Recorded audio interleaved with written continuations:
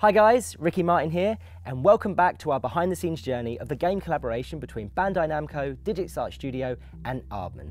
Today we're going to peek behind the veil at that painterly effect style that Aardman have been developing for the game. We're going to talk to the lead, well the only graphics developer on the project, as well as chatting to some of the other technical art team. This is 1111 Memories Retold, behind the scenes. My name is Alexander Berg and I am the graphics programmer on 1111. At the start of the project I read a lot of actual research papers on how to simulate paints, but there was a lot of things that I just had to figure out how to do by myself. The way that the painterly effect is constructed is that we actually simulate individual brush strokes. They are simulated as particles. By breaking it down to those constituent parts, it allows us to have a lot of the key aspects of what makes a painting look like a painting. You get broken up edges of individual strokes making up an object. We can make them flow along the surface of an object as well. So for example, if we have water running down a stone, we can actually have that happen. We can also change how quick each stroke is coming in and out of existence, which makes it boil. And we can also define in what directions should the strokes go, which is quite important in determining the shape of an object. I've had three key areas that was important for the painterly effect. One, make it look the way we wanted it to. Two, make it performant enough so it could actually run at a good frame rate on current consoles and PCs.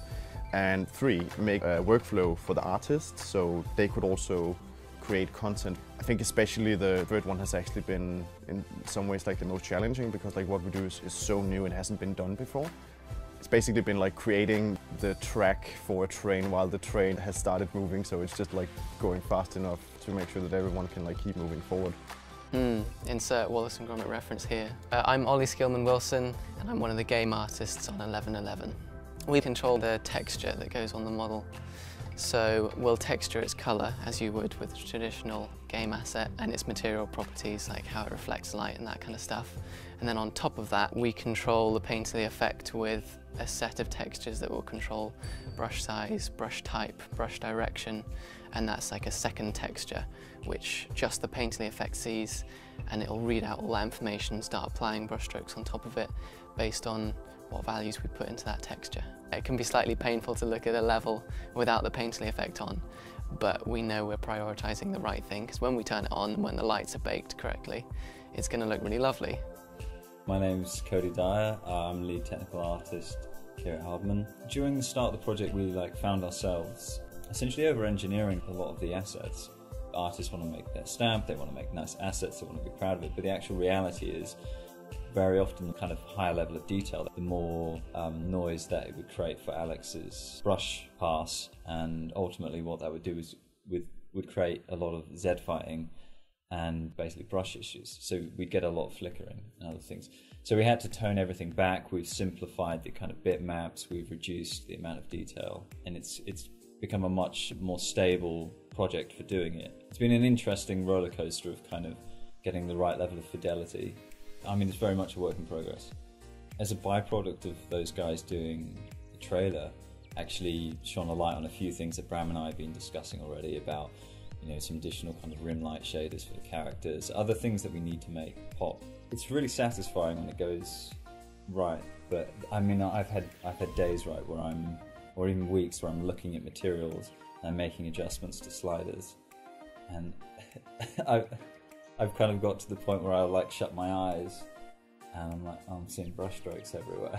So it's you feel like you're going a little mad from it. Currently the effect is starting to look really great. Our own confidence in it has been oh, I hope this is gonna look good. Having not done this before, when I work on a project I want to push the state of the art forward. It's one of the main reasons why I joined 1111, that we were trying to create a non-photorealistic rendering and really push the boundaries there.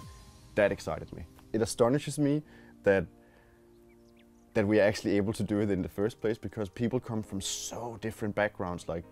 Programming is very much it's driven by logic. There's a right and wrong, and then you go over to art where it's much more subjective. Our disciplines affect how we think, so it requires quite a lot of empathy to try and understand the other members of your team. That's one of the things I appreciate with it is one of the best teams I've been a part of. There's a surprising amount of tech I think involved in making any game, even the simplest interactions aren't just there by default.